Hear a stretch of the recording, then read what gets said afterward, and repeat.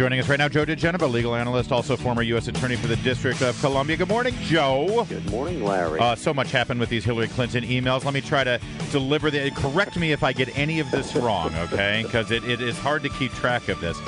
Trey Gowdy released a letter after giving the Clinton team an extension to deliver the emails and the servers that they've been wanting to look at to make sure that the former First Lady and former Secretary of State did deliver all the emails pertaining to Benghazi. On Friday, after that extension passed, he said, they're claiming there are no more emails and they've wiped their server clean. It appears that wiping of the server happened after October 28th. That might be significant.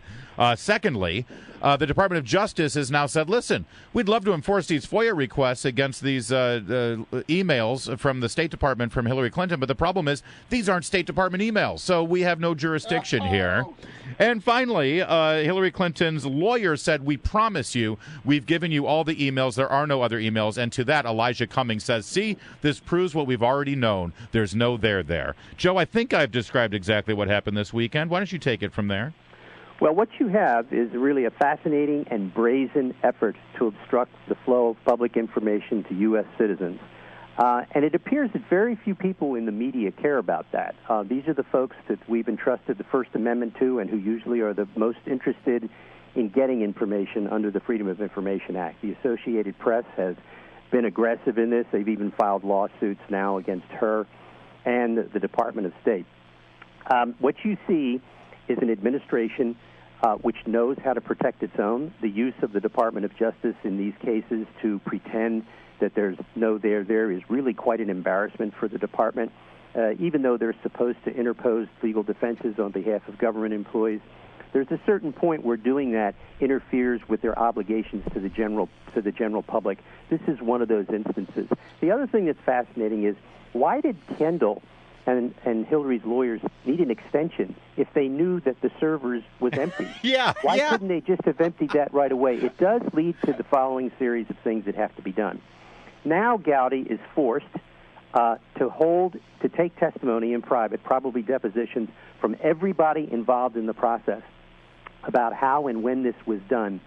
And folks are not going to be able to resist that. And he'll have to get subpoenas for that in order to make it work properly. So it's pretty brazen, what they've done, and they may yet get away with it because part of this is going to require that the judges who are sitting in these Freedom of Information Act cases, who were lied to repeatedly over the last several years that there were no emails, when in fact there were some, is going to be very interesting to see whether or not the judges care enough about their own judicial process to start holding hearings and putting people like Hillary and all of her staff under oath in their courtroom. That would be awesome, and I cross my fingers that happens.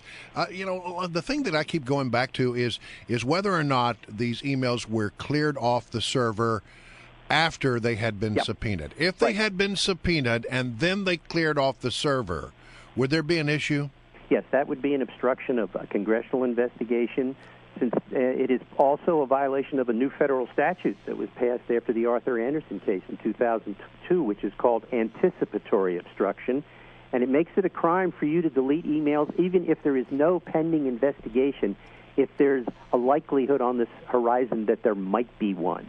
And so I don't think there's any question that the process here is not over.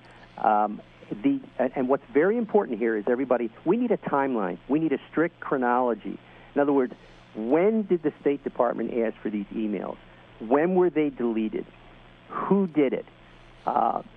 We know that the resolution establishing the House Select Committee on Benghazi was established by a resolution of the House on May the 8th, 2014. There has been, in effect, an investigation since then. Were the emails deleted after that? If they were, because remember, she didn't turn over her 55,000 emails until December of 2014, which was 7 months after the House Select Committee was set up. If those emails were destroyed during the pendency of that resolution and the Select Committee, there is absolutely an obstruction of a congressional investigation. So he's going to get their testimony. The issue is, will he, he's going to get her in private at a minimum to start about all of this. Who did it? Was it Uma? Was it Cheryl Mills? This is Remember all the folks who said Benghazi was over? It was never, what? Yeah, there's nothing there, nothing to see, right? Well, then why did they have to get rid of all the emails about it? That's right. Well, she's eventually going to have to explain that. Whether or not it will have any consequences for it remains to be seen. The Justice Department is completely compromised. So any investigation there is highly unlikely. Well, and that's what I wanted to ask you about, the Justice Department. Now, there's a FOIA case where they're trying to get some of these emails, and the Department of Justice has come in to back up Hillary on this. One imagined a phone call was made over to Eric Holder. Very quickly. They didn't have to make a phone call. She just had lunch with the president last week. That's right. Well, that's probably exactly what that was about.